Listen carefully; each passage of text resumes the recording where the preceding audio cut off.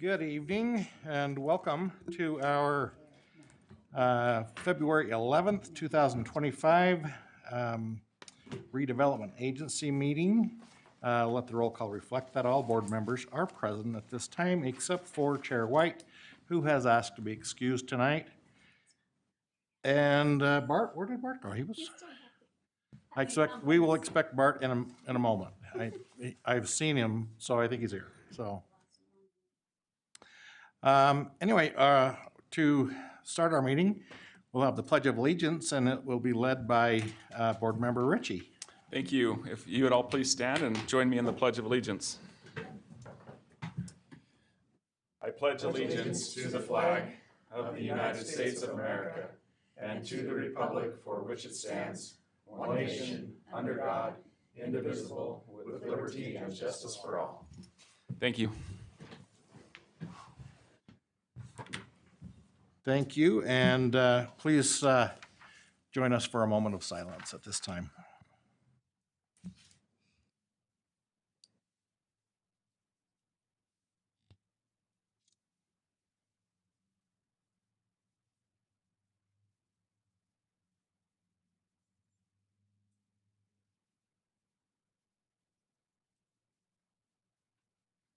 Thank you. At this time, are there any acknowledgements that we'd like to make note of? Okay, all right, we'll move on. We have the approval of minutes for the special meeting of November 19th, special meeting of December 3rd, and the closed session of December 10th, 2024. I have read those and found them to be accurate to the best of my recollection. And then we also have the regular meeting of December 10th, Board Member Myers. Do I call you Mr. Chair or You Mr. call Vice me, Chair, or I am not chair, I am the Okay. vice chair, so. Mr. Vice Chair? I have studied and reviewed the minutes of the December 10th meeting, regular meeting, and I would find them satisfactory, and I'd like to make a motion that we approve the minutes. Second. Okay, we have a motion by Board Member Myers, seconded by Board Member Ritchie to approve the minutes. This is a voice vote. All in favor? Aye. Are there any opposed? Okay, they do stand approved. Next item is the reports from administration concerning the fiscal year 2023 through 2024 annual report. And I believe Jared Johnson is our presenter. Welcome, Mr. Johnson.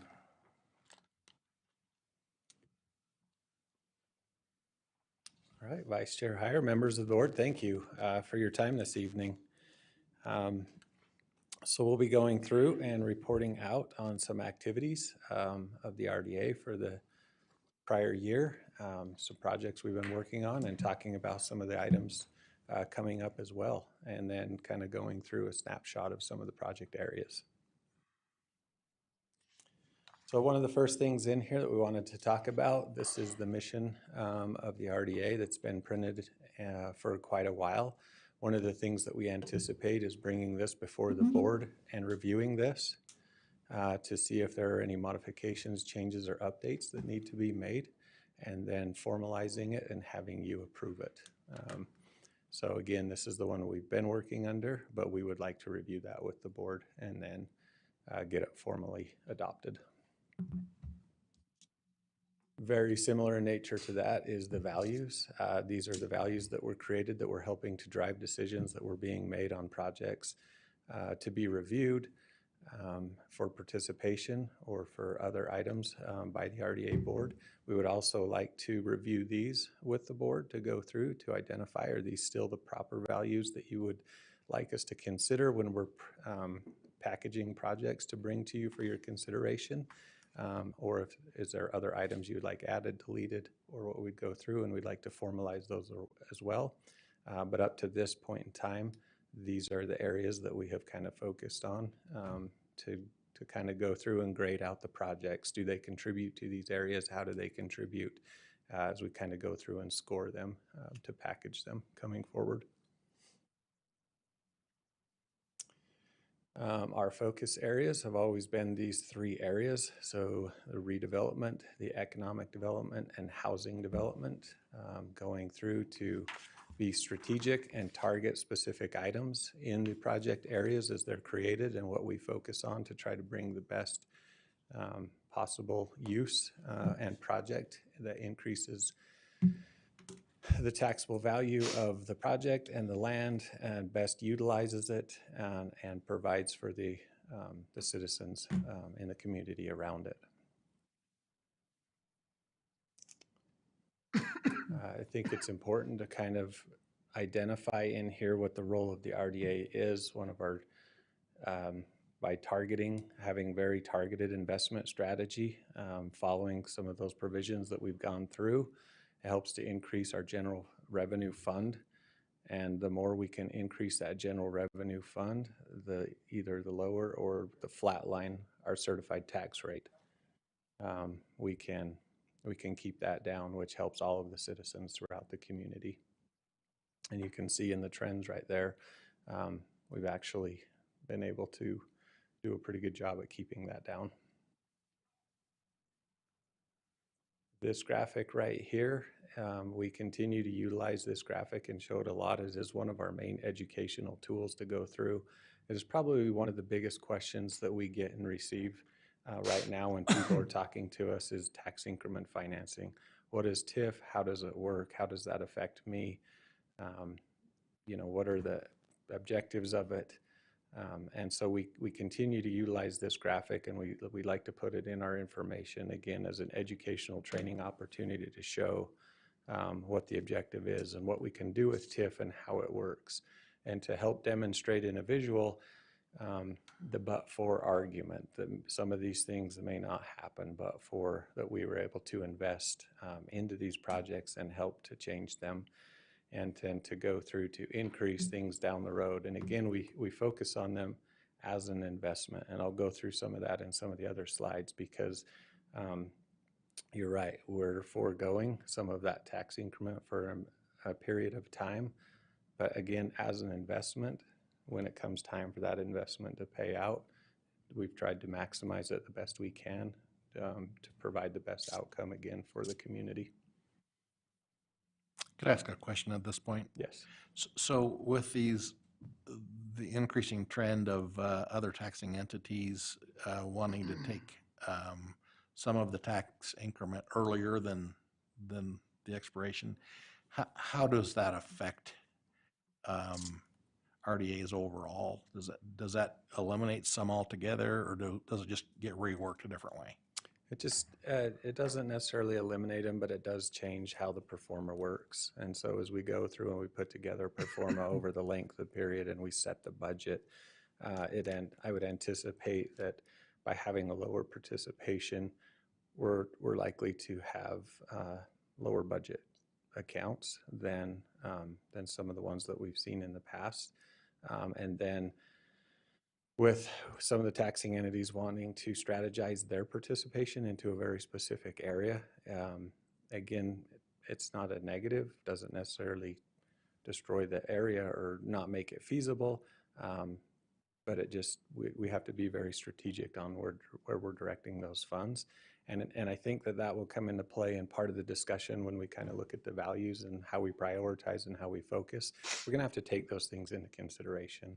We're going to have to say, okay, so if this taxing entity participates at this amount and their participation is only eligible for these things, then as we put these project areas together and as we start to look at projects, we're going to have to see how does that play into that. Can we quantify all of those different things into that? And so I don't want to say that it's a negative.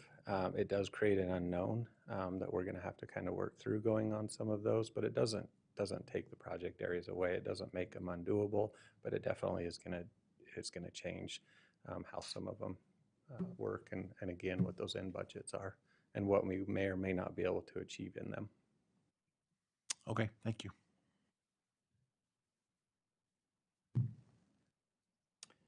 So right here, and I apologize, I know there's a lot going on in that graphic right there, but these are our active project areas right now. At the time for this report. Right there, it shows the project area. It shows the year that they expire. So we have two of them that just expired that will be coming off. And so those monies will be coming back onto the tax rolls of the taxing entities. And then you'll have the remainder there that kind of go through. And you can see over the amount of time the value increase on those. And we'll kind of go through those a little bit more specific in the project areas, but this is the increase that have happened in those areas during the time of these project areas. Project areas and outcomes on this one. These are past project areas that are now closed. You can see the year that they were created, the year that they expired, and then the land value bases that changed during that time. So you can see some performed extremely well. We had at least one that did not do well, and I don't know the full history of that specific project area. But again, this is the impact that we're trying to create when we set these up.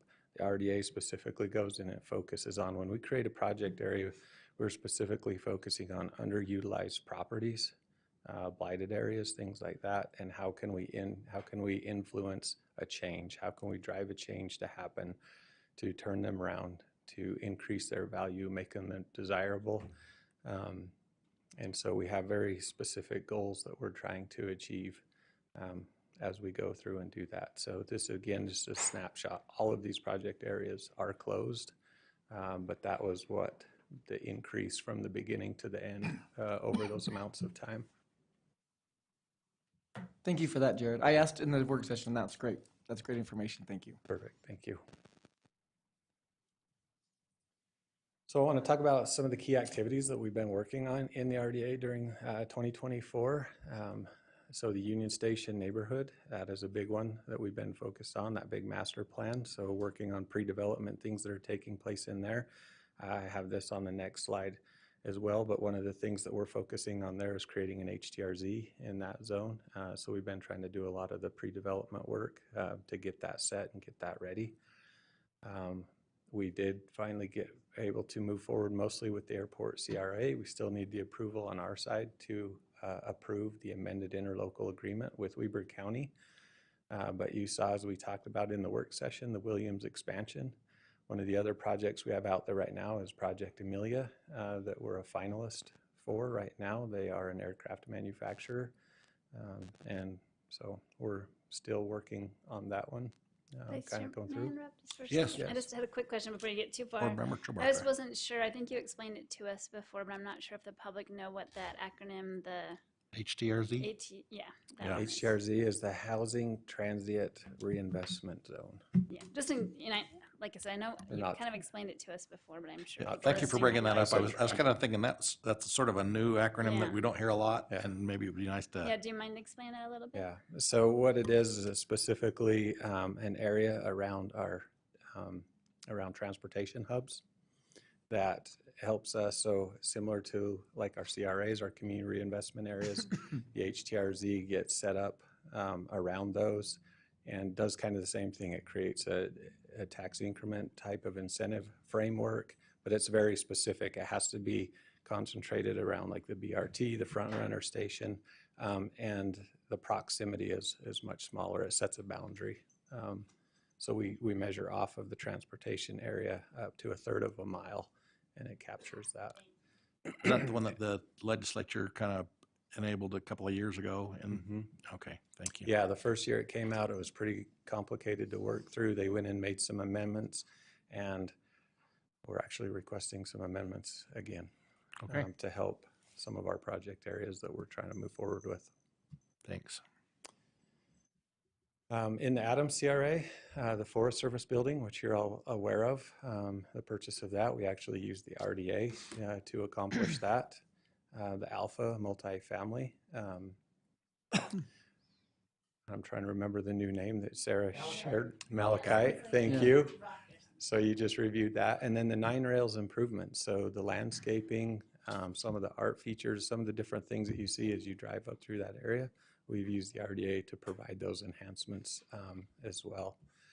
The Continental CRA is our one right here downtown with the Wonder Block, which is taking the majority of that increment off of that one. We also have one other multifamily project in there that we've had an agreement with for a while, but we haven't broke ground on that. We had some environmental stuff that we were working on. Capitol Square is another one that we've been focusing on. This also would be an HTRZ is what we're focusing on trying to do up there. This is where the current Q25 building is being built. And we have been having some discussions with another developer that owns some property up there. And then the RDA owns some property about what does that look like. We're trying to get that moving forward as well. That one's been sitting for quite a while, for quite a few years, and we're trying to get that one started. The East Washington URA, this is an older one. But the kind of the areas that or the things that we've been working on in that area is the Weber Center block. So what Weber County wants to do with their block that they currently sit on, and some large potential development opportunities that they have in there, which also contains the SCIF, and then some housing and some other commercial uses in there. The track line has been one that has gotten a lot of attention this past year. It's been really excited. We've had 2 new buildings built in there. One of them has already been sold. The other one is under contract, and we're working with a business that is hoping to relocate there from another community in the state. So hopefully we can get that one wrapped up. We're excited about that. We also got the continuing cleanup of the environmental cleanup on the Swift site. That's still a big focus for us. Had several meetings with the state. We're trying to get that to a point that we can finally report out and get it completed. And then we also have the area improvements around track line. If you go down in there, that really is kind of a great little area. We're continuing to still do improvements and stuff down in there. And then in the Ogden River, we had the phase 3 of the Lotus Riverwalk phase 3 that we did the land exchange with in November. And we've got the River's Edge, which is on the east side of Washington. The Durbanos are the owners of that. And then we're working to try to figure out how to assemble the rest of that property we need over there for that park and that master plan, which I really, really like that plan. And so we're pursuing trying to get that taken care of. So those are some of the key activities that we've been working in those project areas the last year. Some of the upcoming activities still to take place. And again, some of these are a little bit repetitive, but it's the steps. The airport CRA will be bringing to you the amended interlocal agreement. The Adams CRA that we talked about, hopefully getting the budget restructured for that one that would give us a little bit more capacity to do some projects over there. The Capitol Square HTRZ, East Washington URA, we're potentially looking at doing an overlay on that. So we have one project that receives incentive out of that right now. And then some of the other big projects that originally had been slated in that area never took off. And we're having discussions on those. And so we're kind of working through right now what makes sense to do with that. The East Washington URA is where the counties with the Weber block would be located. This is the big property across from the LDS Temple on Washington Boulevard, where we've been having some development discussions about some things taken care of or on that property. And so that project area doesn't have much time left in it. And so we're talking about what could we do because really there wasn't a lot that got the incentive out of it because it didn't happen. So could that be restructured? What does that look like? So that's a upcoming conversation that we'll be having with you. I mentioned the Union Station neighborhood, the HTRZ. A couple of other ones we're looking at. I've mentioned these a little bit before, but the Gibson Grove Fizz, which is the first home investment zone. And that doesn't have to be in one specific area. That actually can be spread around the city. So we're looking at putting that one together. Another one that has been requested of us that we've been doing the preliminary groundwork on, is 5 Points, We know that's an area that we haven't really done much with in a long time. And so we've started putting together maps and identifying the properties that would meet the criteria and the definitions to be included, and what would that boundary look like, and then what would the priorities be, and what would we focus. So we'll be bringing that to you as well for a conversation here shortly. And then West Ogden 24th Street is also one that we're considering. What do we do with that? And that one is mostly kind of being driven because of the new West 24th Street interchange that's going to come through there that has the potential to really change that area. And so that's just one. Vice Chair Heyer, can I ask you a Yes. question? Go ahead. So on these exploring options, particularly the 5 points, it's an area that I'm concerned about for sure. At what point is there public engagement going to be involved in that? I know you mentioned you're extremely preliminary here, but is that part of the process where we can find out what those communities in that area are interested in seeing in that spot? Yeah, so we'll do the preliminary groundwork to kind of go through and map out what we think would be an appropriate boundary for that project area based off of the criteria and the definitions that are set forth that we have to meet. And so we'll do that preliminary groundwork to create that, to give you some recommendations, some ideas based on our findings and the studies that we're going through and doing. And then, yes, then we would be bringing that, presenting that before the board in a work session.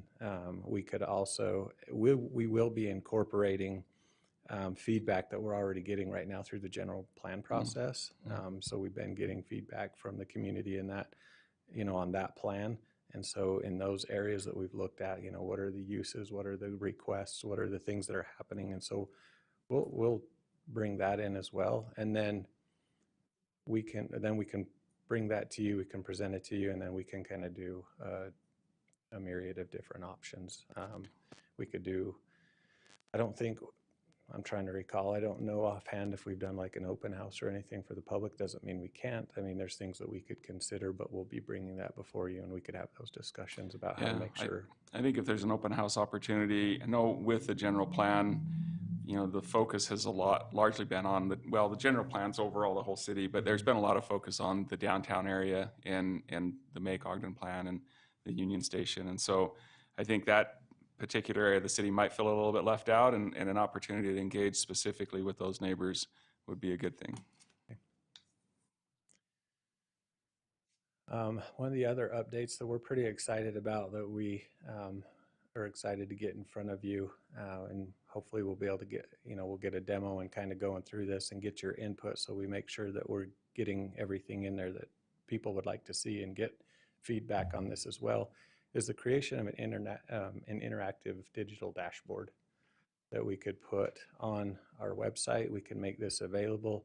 You would be able to go to any of the project areas, scroll into the details. You could look at the budgets, you could look at the projects, you could look at the different incentives that are taking place in that, what we've approved, what's going on, and just open up a whole lot of information that people have really easy access to.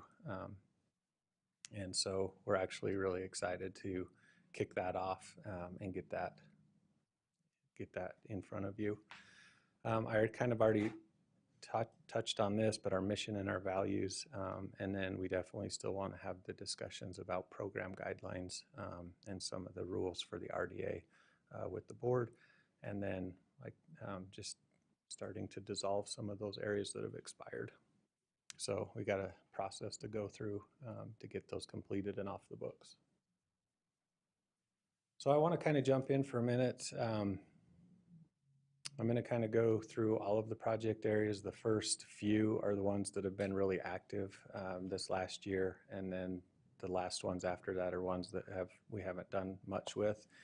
But these first ones are ones that we've had a lot of stuff happening. So the airport CRA, brand new, right? Just not even quite 100% formal yet, but this just kind of goes through and gives that criteria in there of the collection period of 25 to 24, or to 2047, excuse me. So right there, our base year is locked in at $211 million. So we don't have the additional information on that one yet, with a budget of $119 million.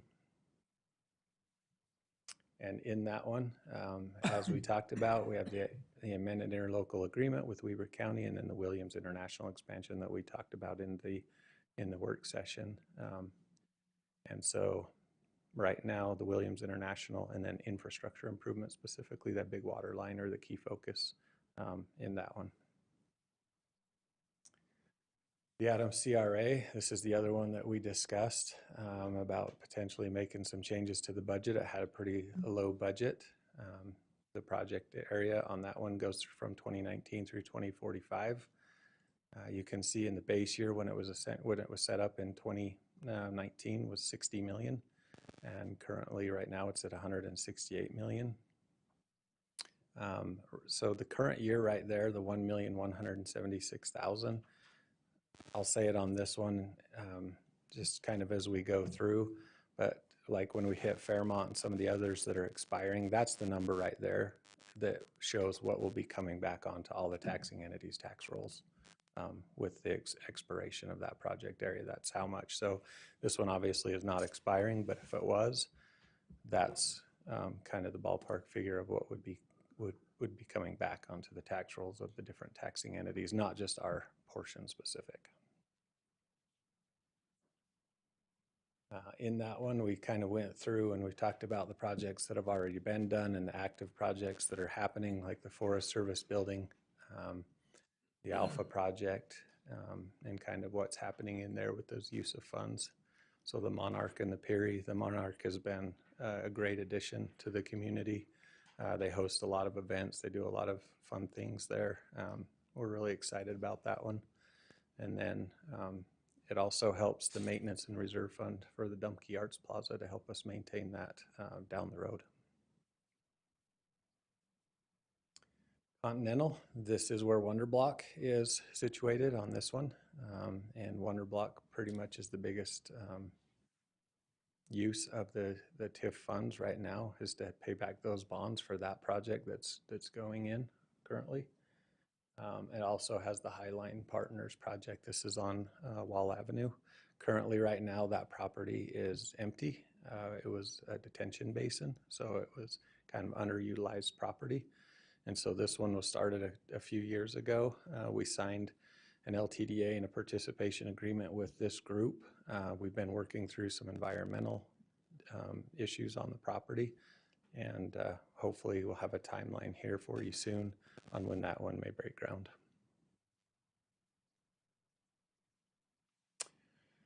The Ogden River RDA.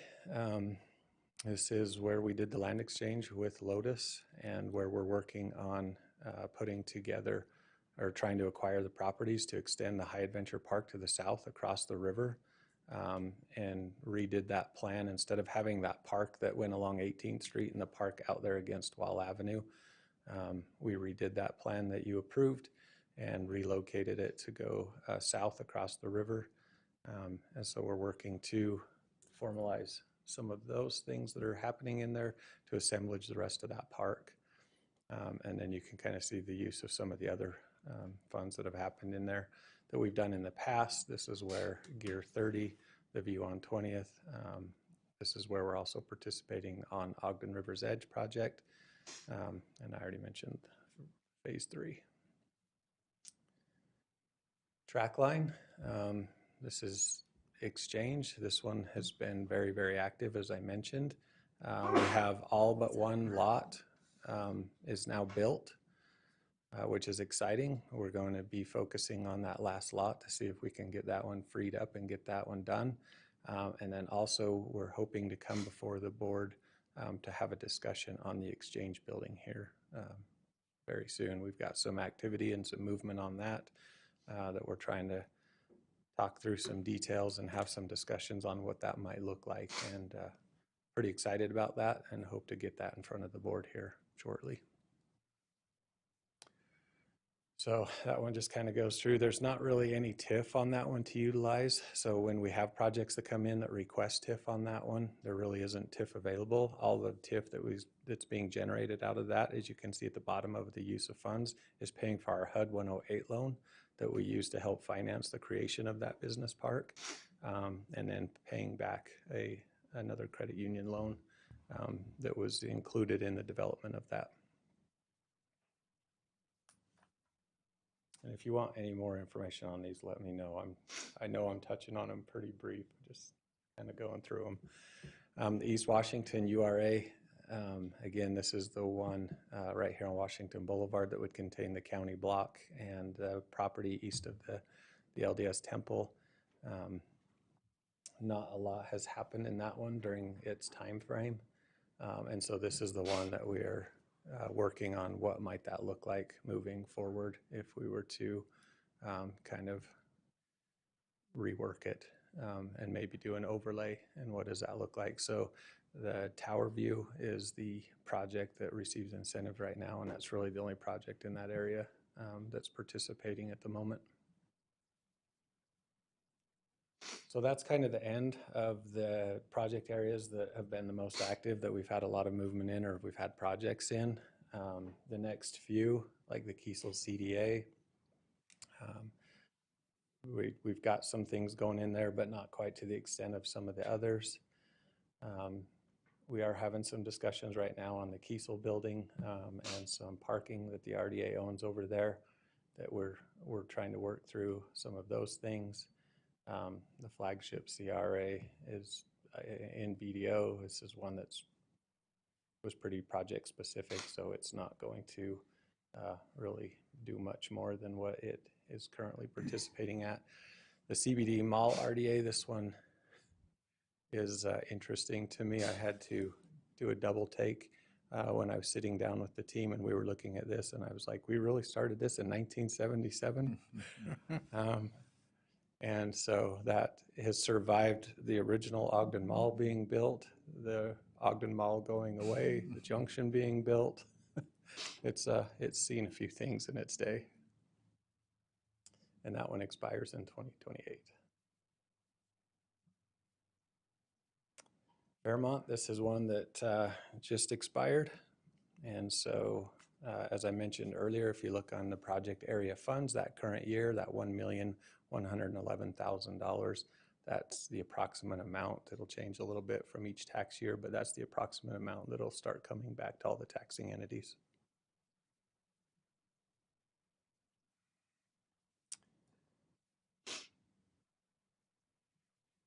The Lincoln, this one also just expired. And so we will be bringing this one back before you to dissolve it. And to some of the stuff that it was created for and the purpose of it at the time. It was mostly for the recreation center, debt service, and for some of the IRS projects. And that's kind of the recap of all of those different project areas. So any questions? Any questions for Mr. Johnson? Yes, I have a question. On that East Washington project right across from the temple, it's my understanding that the owner of that property is not interested in developing anything right now. Is there something that the city is trying to move forward, or is there some, you mentioned that there's ideas that are out there? So the East Washington, so the property specifically across, so that's owned by Suburban Land Reserve, which is the LDS Church, and then actually we own some property in there as well. We have actually been had a partnership with them for quite a while. We've had a architectural company that's been putting together drafts of possible projects that we've been reviewing and working together.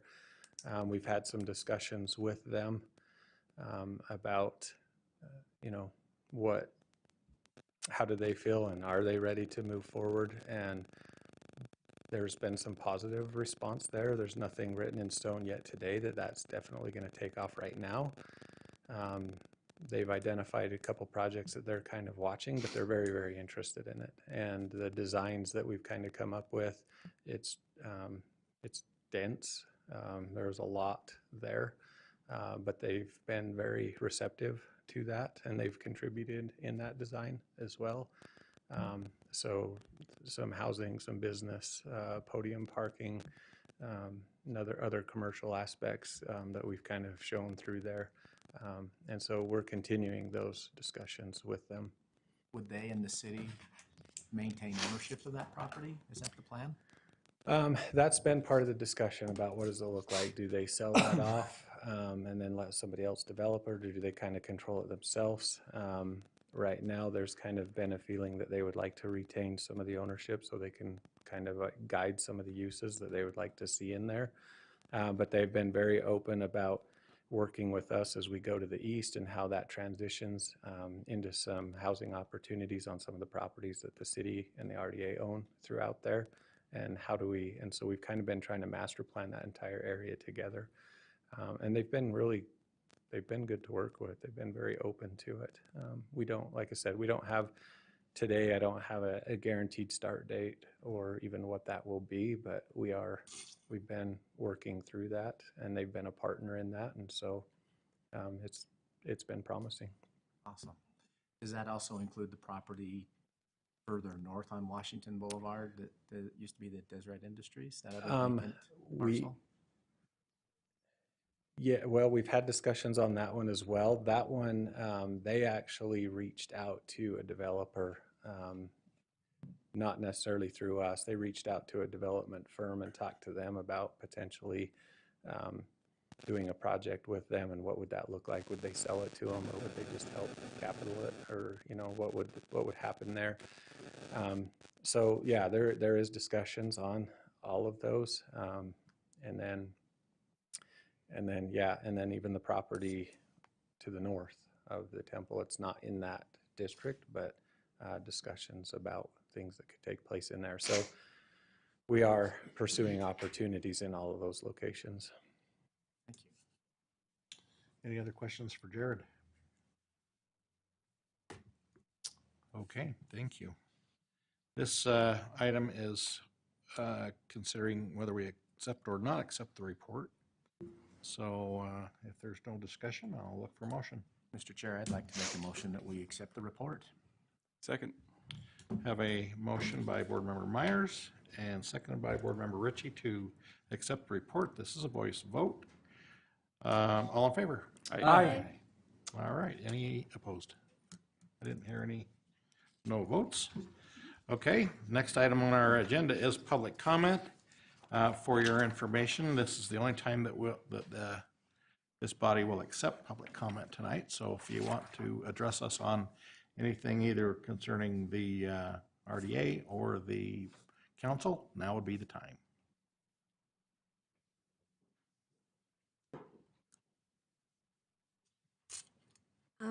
Linda Sanchez. After listening to him, I feel like I might have misunderstood.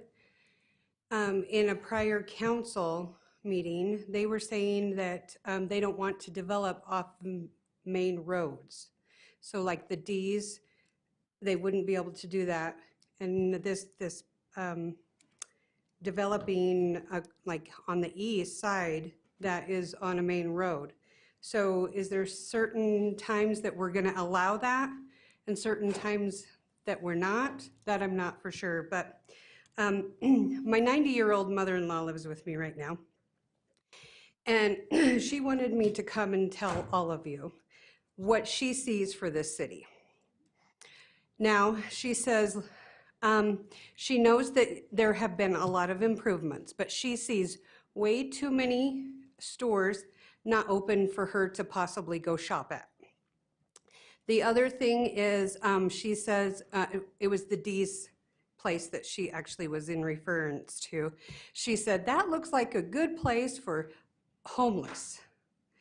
It's not being used and it's all boarded up and people are going to be breaking in and doing fires and stuff like that. So as an advocate for her, this is a little bit too late for her to come in sometimes. And so she wanted me to make sure that we look at all the areas that are on the main roads to see if there isn't some place that we could incentivize developers so that we could make it a win-win for the city and for other people. Anyways, thank you. Thank you, Linda. Anyone else?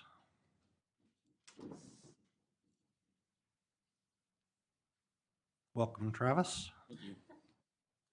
And I'll just say Mr. Pate now since you got the first name. No, just kidding. That's all right. No, since you already got the first part. I had an opportunity to meet with a member of staff recently that we haven't made much effort back and forth since October of 2023, when I kind of felt like I got beat up in front of one of the committees or commissions for my efforts in historic preservation. I think the one key thing that I'd like, and I had the opportunity again to express, was the dynamic of my neighborhood's been a campus my whole life. I was a half a block from the Eccles Art Center. I'm the opposite half block from the county library. I was a skip and a jump from Desert Gymnasium.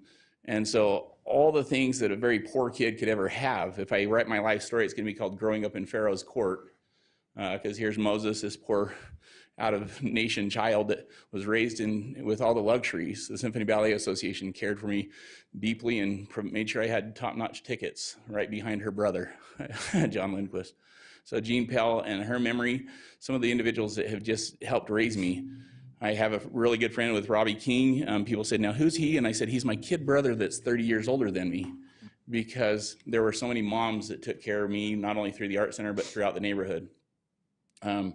When I had the opportunity to have an internship 2 years with Ogden City, the Junction, the Riverfront Redevelopment Project Area, and Jefferson Avenue Historic District were all my projects. And people said, how do you rate? You work for the city for 2 weeks, you get your whole street redone. I said, well, probably properly so. Only in the sense that when my stepdad married into the family and he said, Carolyn, where are you raising your children? Pimps would drive down the street and prostitutes would come out of different units and throw the money through the front window. And now we have what? Oh, a tremendous treasure house that people are willing to be back in there. My mother, we just spent $11,000 more on our roof than we spent for our entire house. And so that's an investment. And I think, like I said, we have another individual here that recognizes that investment and has put blood, sweat, and tears there too, to provide safety for her in-law. And when you look at the Forest Service building, that too should be a campus. I looked at the envision basically of what the Planning Commission said, yes, we want to send to you, is our new horizon. 3.5-story townhomes down Porter Avenue. When the scale model right here over dwarfing the Crittenden home, the first rape and women's crisis center in Ogden, and part of a network nationwide that Ogden was selected by Charles Crittenden. And I look at the dynamics and saying, are we really gonna be there? Are we gonna really just tower over and ignore and wipe out history in the favor of a development? The other development I handed to him, 25 different sites for the Forest Service. That out of the one that was selected, the Fred Kiesel family themselves decided we'll sacrifice our home. And yet now, are we sacrificing the neighborhood just to get cookie cutter property that might be able to be owned? So I appreciate your time and the dynamic to me. We said, yeah, can people quit scooping up? Yeah, we just subdivided. You guys you approved 2 weeks ago and you didn't put any conditions saying, yes, owner occupancy. 28 townhomes on Harrisville Road and North Street. So I've got some flyers for you to hand out. I got a packet. If you just have I'll those do that. to yeah. Brandon, and Yep. he can distribute those. So, and I'll send them to you electronically also, but the fire concern, 1978, 3 Links Tower burned, sparks tennis ball size on our lawn. So. Next, anybody else?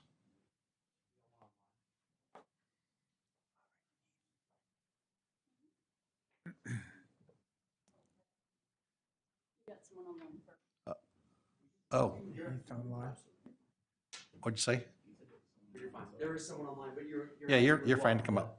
Yeah, sorry. Got it. Almost walked up to the computer. Deborah Darrington, resident on Jefferson. A lot more to say than what 3 minutes will accommodate, so I'm just going to hit on a couple of highlights in hopes that conversations take place. I was privileged to sit in your planning meeting today and heard a lot of promising things, but also a conflict of what I've experienced. I have opened several businesses here in Ogden and would like to open a lot more. One of my biggest concerns about being a resident here in Ogden is unless I am an avid shopper of buying my clothing at Walmart, I would be hard pressed to find a place here in Ogden City that I could buy children's clothes, men's clothes other than missionary clothes at homes, women's clothes, baby clothes. The majority of my retail dollars are going into Riverdale. And I do everything I can to keep my money here in Ogden.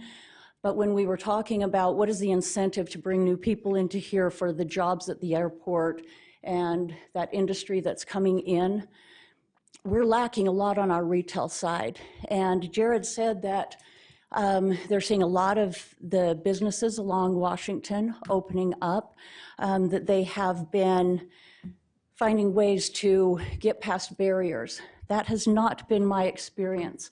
I spent over 8 months opening a basically warm a pizza shop that we finally got a license, opened up, and 2 weeks later we were shut down because our counter was 38 inches high instead of 36. And the reason being is it didn't meet the ADA compliance apparently. And I said, well, what would be the option of us taking that pizza, walking around the counter, handing it to that person who can't quite reach, holding the door open and helping them out the door? Wouldn't that solve the problem? And yet the pizza shop was closed down, which resulted in my son going from one job to another, and now lives in his car. And so those are the barriers that are coming up. So somewhere we need to get a connection of the second floor talking to the third floor and having all of those things as simplified as we possibly can. I will quickly touch on a story that isn't mine, but one that I overheard while I was trying to figure out a way to keep his shop open. There was an older gentleman, probably 70, 75, that his wife wanted to sell soap.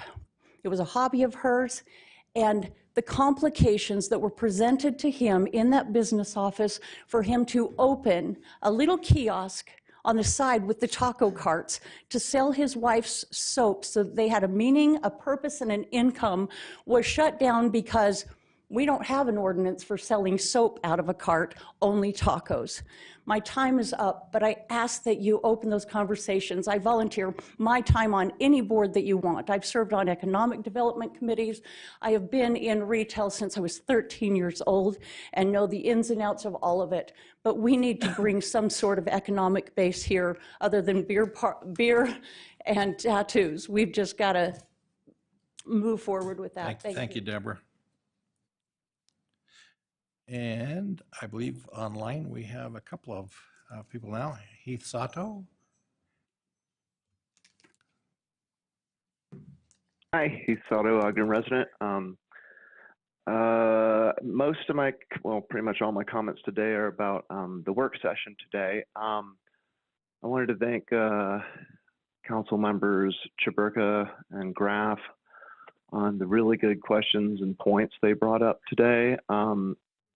I especially would like to thank Councilmember Graff for paying close attention and pointing out things that appear to have been snuck into issues you all are voting on soon. I agree it does not feel transparent at all, and I would like to see more vigilance in general surrounding these matters before you. I also want to thank you for asking if the presentation about Ogden's economic numbers were just Ogden or the Ogden Clearfield metro area. I've brought this point up almost every time we use Ogden Clearfield for economic or housing metrics. This should be mentioned every single time, and here's why. Even when it's admitted that we're discussing the Ogden Clearfield area, people may think it's just Ogden and maybe Clearfield, and that's far from the reality. As of 2020 census, this Ogden Clearfield metropolitan statistical area has a population of 637,000 people. So we make up about 13% of that population. And when we talk about economic growth, housing, tech industry growth, et cetera, we have to keep in mind this area includes all of Davis, Morgan, and Weber counties, meaning it includes Ogden and Clearfield, Hill Force Air Base, Hill Air Force Base, North Ogden, South Ogden, Layton, Kaysville, Farmington, Bountiful, North Salt Lake, and many more cities. So we got to keep in mind what it really means when we talk about economic growth and housing and all these factors in that area. It's not just Ogden. I just think it's something that should not be glossed over lightly. Also of note from the work session, I'm glad to see the county's new limitations on TIF packages for developers is creating better deals for the city and county when negotiating with those developers. So really glad to see that. Thanks. Thanks, Heath. Another online, Teresa's phone.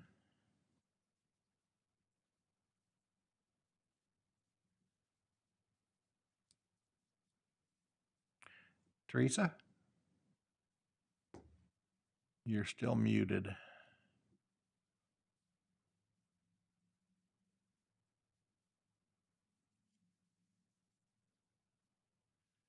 We can't hear you. Oh, and she's gone. Maybe she's trying to log back on, I suspect. Well, we'll proceed and see if she gets back on. Any council members want to address any of the public comment?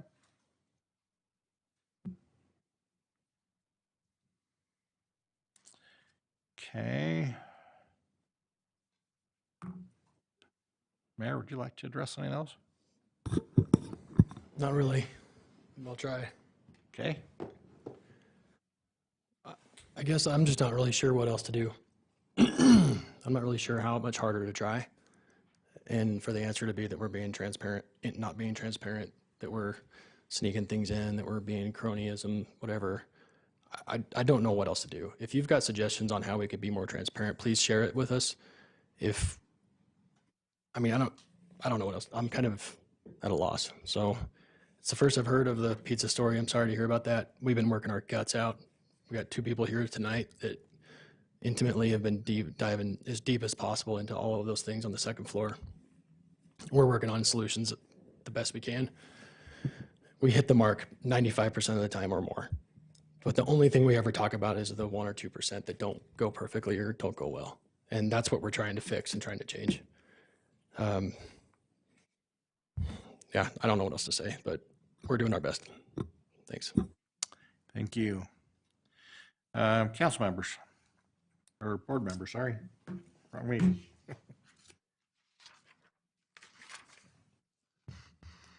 Okay, looks like no board member comments. Look for a motion to adjourn. Motion to adjourn. Second. Okay, got a motion by Councilmember or Board Member Ritchie, second by Board Member Blair to adjourn. All in favor? Aye. Any opposed? Okay. We do have to reset for the next meeting, our special city council meeting.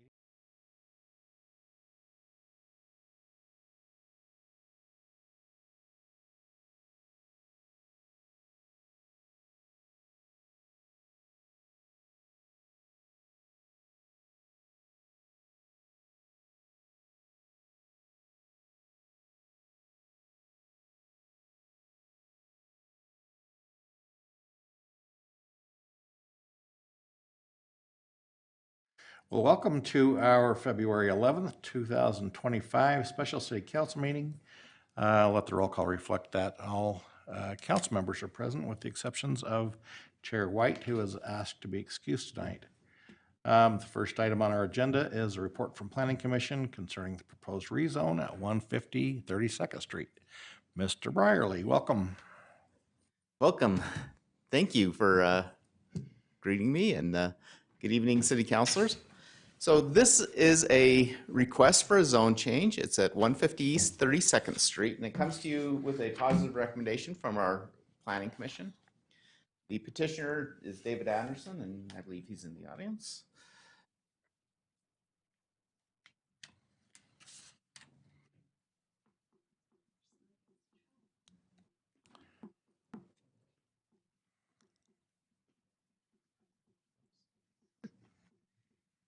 There we go. Okay. Okay, this particular property is just under an acre. It's at 150 East 32nd Street. It's currently zoned C2, which is a commercial zone. It's in the Jefferson community. And as you know, the C2 zone until recently allowed multifamily residential development. Late last year, the city council adopted an ordinance which prohibited multifamily development within this zone. The applicant is wanting to do a townhome project, and so they are asking to do a zone change to an R4 zone with a conditional overlay. And the conditional overlay would limit the development to single-family row houses that are divided to allow ownership of individual units. So for a comparison, the C2 would allow things like retail sales, restaurants, offices, personal services. It would allow an auto service station, but it wouldn't allow automobile repair or tires. The R4 with this would be limited to townhomes subdivided for individual ownership. With the R4 zoning, you could get a maximum of about 25 units if you developed it fully. This piece of property is on 32nd Street. 32nd Street's a local street now, but I do want to point out the future street plan is, we talked in the work section about the plans for modifying the couplet. If you want to get on I-15 on 30th Street, you go west on 30th, and then right now, if you're coming into Ogden, you come on 31st Street. The plan is to relocate that couplet so that you'd actually come onto 32nd Street.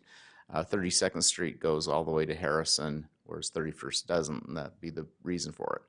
I did check in the WFRC Regional Transportation Plan, and this is a Phase 2 project, which would say that it would be done sometime between 2033 and 2042. So part of the thing that we looked at in the zone change is it's not that great of a commercial site because it's currently a block off Wall Avenue. It doesn't have a lot of pass-by traffic. It doesn't have a lot of visibility. There's an opportunity that when this future street plan is implemented that could improve.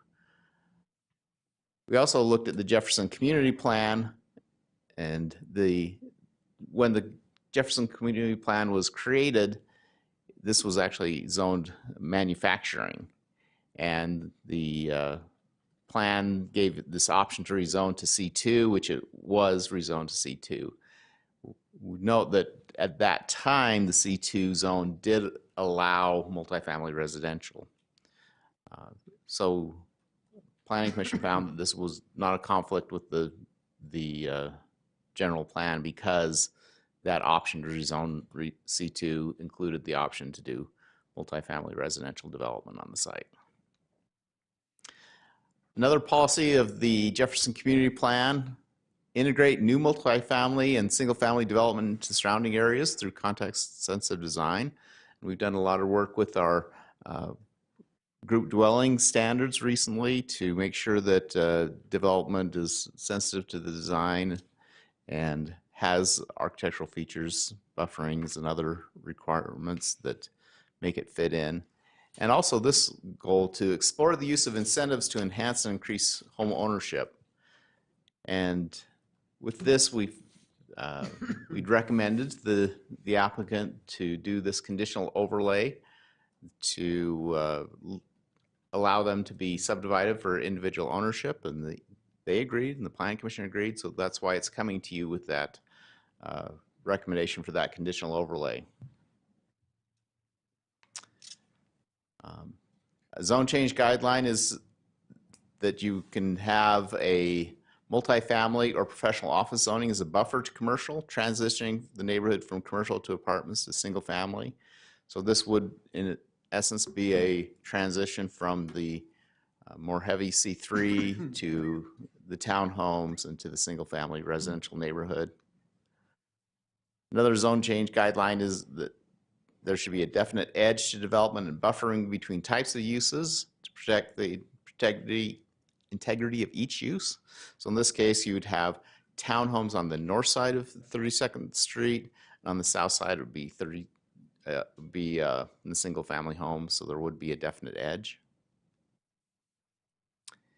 And zoning should reflect the prevailing character of an overall district or neighborhood. And this Jefferson neighborhood has a mixture of zonings that was been developed with industrial and commercial and single family and multifamily over time. Those you see on the map, as you head to the south and to the east, it's more residential. So the Planning Commission found that it was consistent with the overall district. So here's just looking at the site. You do see there is the tire store on the west of the property. The property itself is vacant, and again, it's not really a real prime commercial spot, so it's been vacant for a while. And if it remains commercial, some use might come in there, but it's may just remain vacant. This is to the east. There is a site that was a metalworking shop. Now it's now an office for a property management company. And then to the south is the single family homes. So it does have a development agreement. I know I've come to you and talked about the pros and cons of development agreements. This development agreement would limit to units subdivided for individual ownership, which is consistent with the community plan. And mostly it's because the conditional overlay requires it. We are working with the code update where we'll provide an option where you wouldn't necessarily have to have a development agreement to do a limited overlay. But for now, it requires a development agreement. So this did go to the Planning Commission, and they do recommend that you approve the zone change with the development agreement and conditional overlay. That concludes my presentation. Okay, any questions for Mr. Brierly? Okay. We have elected to receive public input on this item, so if anyone in the audience would like to speak to this. Vice Chair, do Yes. we want to allow the petitioner to? Oh, absolutely, we want to let the petitioner speak. Hang on, Mr. Pate, let's let the, thank you, yeah. Let's go ahead and let the petitioner have a minute. Welcome. Welcome. Thanks, David Anderson. And I don't know that I have much to add. I think Barton articulated pretty well why we feel like this site is a good site. I guess the only thing I would add is I purchased this site 5 years ago from my grandfather, who was a commercial developer. And he'd owned it, I think, for 50 years. So he's been a part of the community up here. He, I think, owned the Wonder Bread facility to the north and sold off the site to the Big O Tire. And this site, obviously, for the reasons explained by Barton, just isn't much of a viable site for commercial use. We've tried to attract commercial users to the site. I've been willing to develop, lease, sell, whatever, and have just been unsuccessful.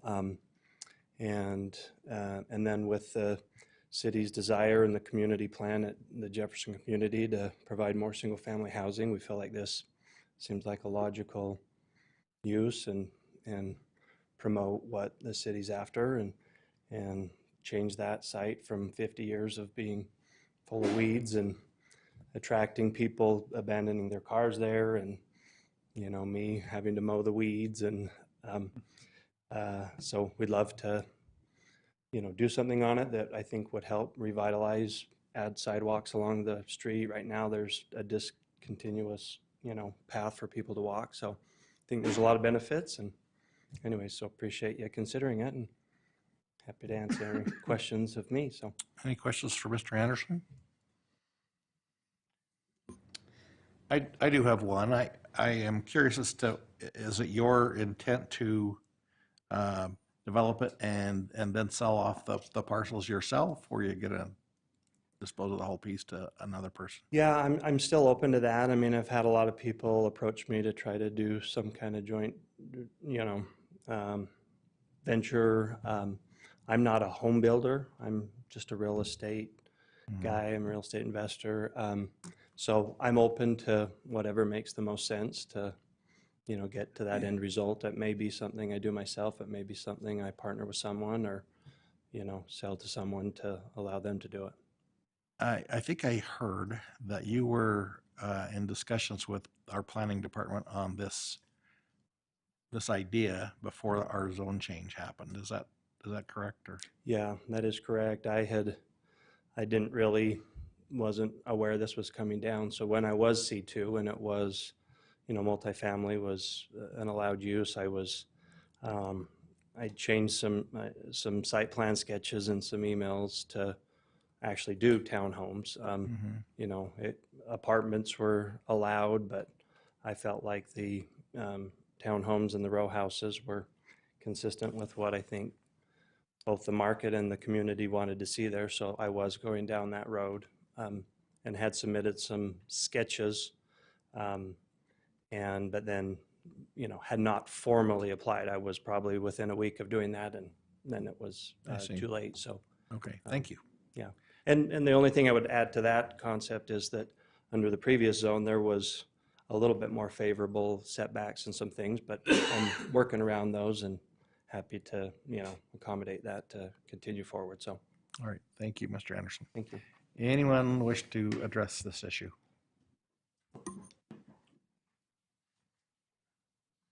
Hi, Travis Pate. I think the dynamic of that being on a main street is it follows in with the general plan.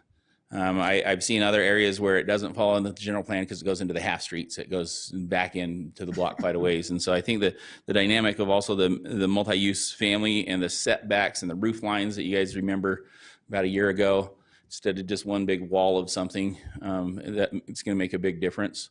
And I think that to me, that also the mindfulness of besides just the varying roof heights is that there's the possibility of different uses, not just a cookie cutter 3.5 story or whatever the dynamic is, that there can be some transition from the neighborhood. So if the neighborhood to the east petitions and says, hey, we do want to rezone also from the commercial into this residential because look, it looks like a good model, that there's somewhere that there can be some connectivity. The Harrisville and Road and North Street doesn't look like there's any connectivity backwards into the other neighborhood. And the zoning says that they shan't be islands into themselves. There should be a front porch. There should be a proper setback. There should be a means to greet and see your neighbor. And I think that if the overlay allows for that, yes. But if the overlay doesn't, then that could possibly be something that we add. And then that they be individually petitioned for individual ownership doesn't say that somebody can't just scoop it up. It's your money and the Money Watch on Channel 2 News Wednesday night after I left the meeting, and or Tuesday night after things were approved for 80 plus townhomes and whatever else. Didn't say one developer can't just own all 80 of those. They just had to be available to be individually sold. And yet right now, we don't have to wait for the state to act. We can say, here's the condition of your rezone. And so when we say there shouldn't be a development agreement, yes, there should very well be. They've come into the neighborhood, so to speak, the outsiders. Here's an insider, so to speak, because grandpa owned it and those types of things, that says, hey, can we adjust this? But other people have come in and said, we don't like your neighborhood. We don't want to play by the rules. We just want to change it. And we don't want any conditions on it. The Lynn Community Plan, I think, has been beat up like nobody's business until recently when it says, oh, the council has asked that we do a historic preservation and overlook. That should have been done the whole time because the general plan already provides for that. It shouldn't have to be prescribed under the new portion. And so when I look and see some of those aspects, like I said, I feel bad for one of the council members that has their business in that Lynn Community Plan and says, oh, no, I've used that street, I've done this, and kind of pushed aside rumors and other things that said, oh, it's not a used area. When that community came together and this room was filled for that development that one of the planning commissioners has, that fortunately recused himself from the meeting, but it's crazy. Thank you. And, but we turn them down. And so please, I'd say it's great. I applaud the efforts. Main Street setbacks. Thank you. Thanks, Travis. Linda Sanchez. I feel like it's slightly deja vu. About a year ago, I think this is exactly what we were asking for, is less high-rise and more family individualized homes. So I feel like this is exactly what the city, the citizens, everybody's been asking for. So I would think that it would be crazy not to give people what they want, especially when somebody's looking to try to do something for us. Thank you. Thanks, Linda. Anyone else? Okay. Any discussion on this item before we vote on it?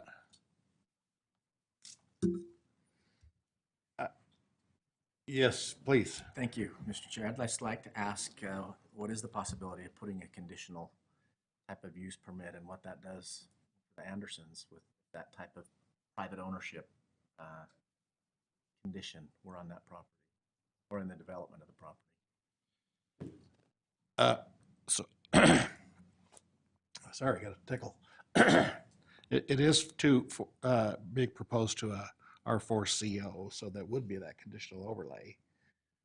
And I maybe have some questions about that also, and this is what I'll bring up and add to your comment. If this was a business wanting to locate next to a residential area, we would require all kinds of mitigation. But since it's the other way around, the problems are still going to be there, especially at a tire store. You know, you're going to hear compressors and impact wrenches, and they're kind of irritating. Is that an element of the conditional overlay at all? Some mitigating features? So it's a good point. There really isn't. I mean, there are design standards. You have to be, 8 feet from the property line for your aisles, and there's setbacks. But there is not a specific requirement on the residential to do any mitigation of like noise from the commercial. Yeah. So yeah, you're right. There is not in the development agreement or the development code. Not in there either, huh? Okay, all right. Any other comments? Well, and I don't mean to repeat what you just said, but I feel like you were asking a little bit different question. You were asking a little bit more about, could we add to the conditional overlay some parameters around it being owned single, each unit? That's what I heard, but I don't want to be just saying exactly what you said over again. That again. was the intent of my question. Can that be done? I guess that's a question for you. So I think you could add something to that. It adds a level of complexity. The state seems to think like that you can add those sorts of requirements. What we have done is said you have to be subdivided for individual ownership. That doesn't require it to be individually owned. The reason why we haven't pressed that is really enforceability. It's very difficult to enforce. If you have, say, a couple that buys a townhome, they live there, and then they go off to Florida, or they go on a mission, or they go to the nursing home, and then they let their daughter live there. Well, now it's not owner occupied, and so does the city go knock on the door and say, "Daughter, get out"? You're not the owner to occupy. That's the crux of the challenge that we have, is the enforceability of that. So you can add that as a condition. You can add that to the agreement, but we just see the problem of enforcing it. That answer your question? Yeah, what does that do, however, Martin, to initiative that we want to have more private home ownership in our community? I hear what you're saying, but it also pushes it forward so that leaves open the door for other developers or other businesses to come in to purchase homes and then rent them ultimately. Yeah, so if you did just a standard single-family residential subdivision, still a company could come buy up all the homes and rent them out. So the one step forward we're taking is at least you have the opportunity to sell these to individual owners, as opposed to if it's apartments, you really don't have that opportunity. I believe it's about a year ago, I did some research and presented it to the council where it was like 80% of these that are subdivided for individual ownership do have owner occupants. So you're still missing 20% or so. I know there's one project that's subdivided and it's all owned by one owner, but that was the exception. So you're not jumping all the way there, but you're making a step forward to individual ownership opportunities. And I would say, just to Council Myers, I think that one thing that I've kind of advocated for is a challenge is that sometimes we want to place parameters on private owners that maybe we don't even follow as our city. We could do things with our own city property that are more innovative, because then we're putting those rules on ourselves. That's my argument anyway. You know, we could like deed restrict it or something if it's our own property. But to do that to private owners, I think is a little challenging because they have their own rights to do what they want with their property. Right, right. So in other words, you recommend that we not put that type of a conditional use permit? Is that what it's called? I'm sorry. It's a condition on the conditional overlay. Yes, I would recommend that you not, but I don't think you would be prohibited from doing it if you wanted to. Does that make sense? Is there a way to, or just how would a homeowners association work to maybe enforce that rule instead of having the city do that? Is that something that we could look into? Mm-hmm. Yes, homeowner associations, that's typically how those are enforced with various levels of success. But this project doesn't necessarily consider a homeowners association as part of the conditional overlay. It would require some sort of homeowners association. Once they're subdivided, you have to have some entity to manage the common areas. So it'll have to have that entity formed. That might work.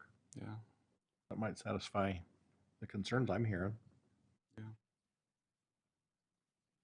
Okay, anybody else want to talk to Barton about something?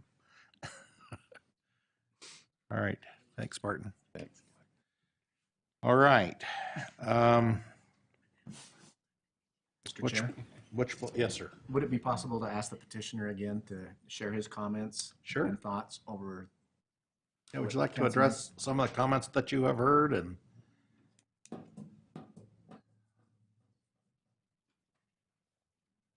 Yeah, no, and I think it's a valid, and I'm not up to speed on, the city's position. I know, again, I think what I would just echo what Barton said, that, this is a step forward. We can either do nothing and it continues to be a vacant site.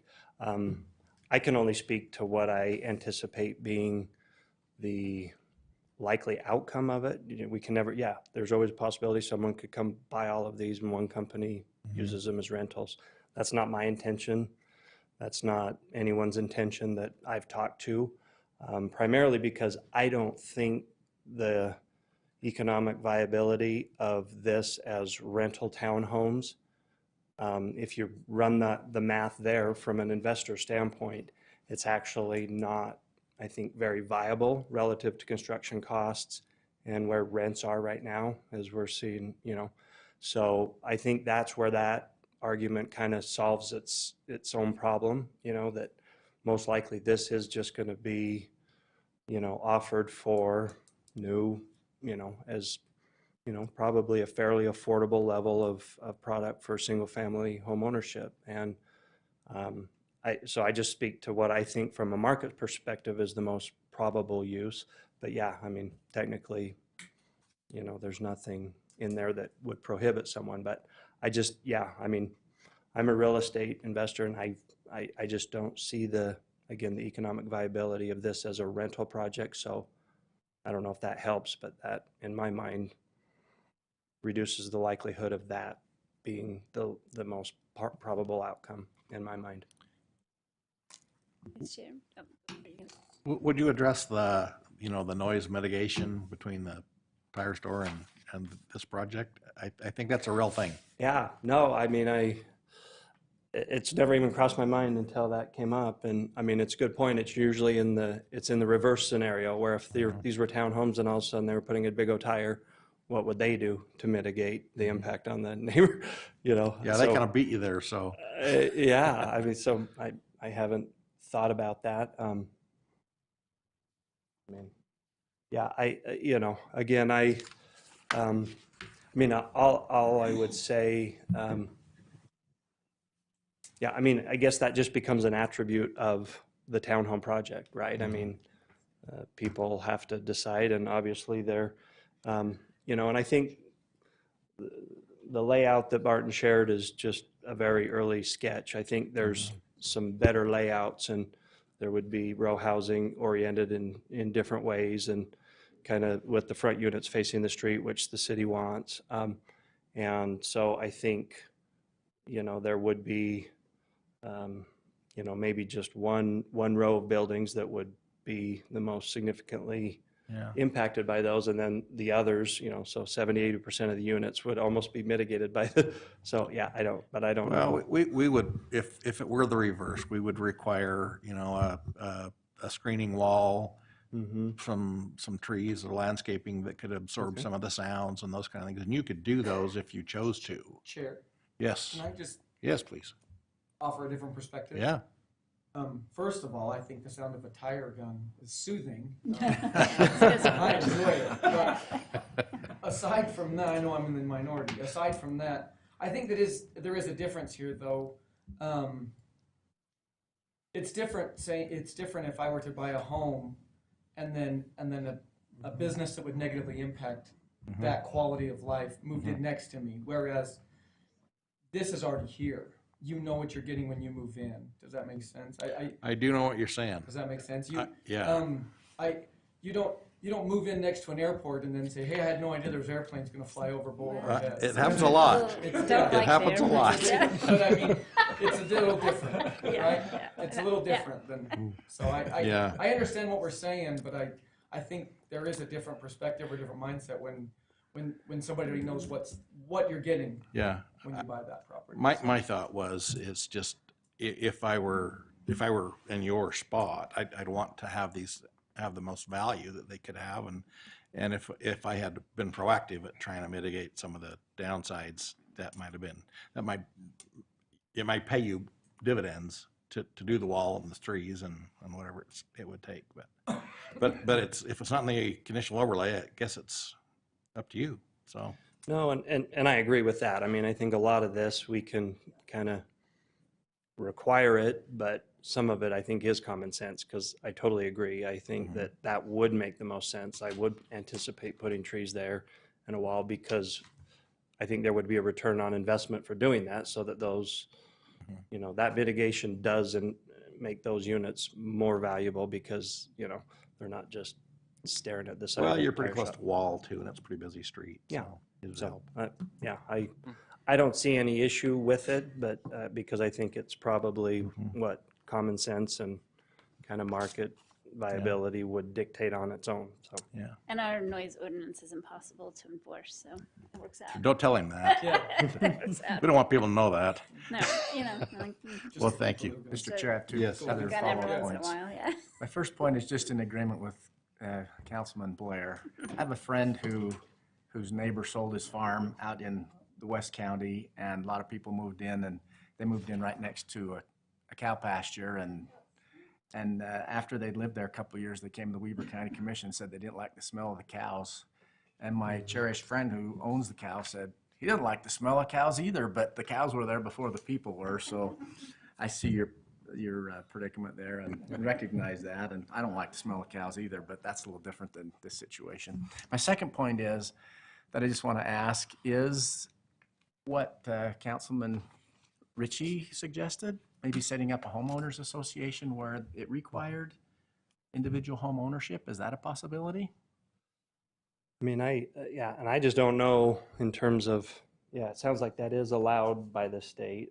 I've always understood that, again, the Yeah, I don't know if that is, yeah, I think there are some home ownerships where I have a certain amount can be rented and the rest have to be owner occupied. So, yeah, I understand the concept. I mean, it would be different than what we anticipated, and at the end of the day, I don't have, you know, kind of enough of an exact plan for this to, you know, say this is exactly how we're going to do it, but I understand the idea, and it's. Personally, I applaud you for what you're doing. I think it's awesome plan. I think it's what our city needs. And so that, I just want to be clear that I support you 100% in what you're trying to accomplish. And I'm just thinking about what we do with one of the big challenges our city has, and that is providing home ownership opportunities to that next generation that's coming up. And that's something that we've struggled with as a city. So that's why this discussion, for me, is important. Yeah, understand. So. Okay, thank you for getting up twice. That's well, what's your pleasure? I'll make a motion if we're ready for that. All right, we're ready. I move that we adopt proposed ordinance 2025-6. I'll second it. Okay, we have a motion to adopt rezone property at 150 32nd Street, 2025-6 by Councilmember Ritchie, seconded by Councilmember Myers. And this is a roll call vote. Councilmember Blair. Aye. Councilmember Chaburka. Aye. Councilmember Graff. No. Councilmember Myers. Aye.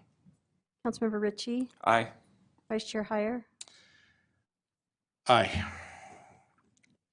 That passes. Good luck with your project. I appreciate the deliberations on these things. I think my initial thought was, you know, it kind of flies in the face of our ordinance that we just passed not too long ago. And I've been kind of concerned about, you know, those kind of things that we're overcooking the, you know, the high density housing, but where this has been a generational property for this family. I am a pretty strong person on property rights. I think people ought to be able to do what they want with their property as long as it's not unbeneficial to those that are around them. But I was persuaded. I was probably inclined to vote against this initially, but after hearing the petitioner and thinking through some more things, it's kind of swung my opinion. So thank you for your comments, all of you. It helped me, so if nothing else. So all right. Excuse me. Yes. I was going to say, do you want to let Councilmember Graff? I do want to let Councilmember Graff explain. Yeah, and this kind of runs against the way I usually vote on these things because I'm a champion of home ownership and housing in Ogden. The reason I voted no is it's surrounded by commercial property. It will now be the only residential zone on that entire block. I'd be more inclined would have been more inclined if the property on the corner to your east weren't there as a commercial building. It's got junk cars there. On one side, you've got loading docks and a trucking operation behind you. You've got a Rocky Mountain Power substation on a corner to the north and east, and you've got an auto dealership on the northwest. It's just surrounded by commercial, and I don't think that's creates a lot of great residential livability. That was my objection. Good luck with your project, however. Okay, comments from the mayor? None at this time, thanks. And council member comments. Just real quick, I want to thank Jared Johnson for being here and all the updates. I mean, there was a lot of really positive news about economic development in Ogden, and so a lot to look forward to. And you know, it's interesting always when you do a 5-year look back and you see where were we 5 years ago and where we are today. And I think there's obviously significant progress being made, and just makes me excited to look forward to the next 5 years. And so, are there challenges and problems? Of course there are. There always will be. But I think it's also nice to celebrate victories and those things that we've seen. So those are my comments. Thank you. Well said. Anyone else? Look for a motion to adjourn. So moved. Second. Got a motion by Councilmember Graff, second by Councilmember Choberka to adjourn. All in favor? Aye. Aye. Aye. Any opposed? Okay, we're adjourned.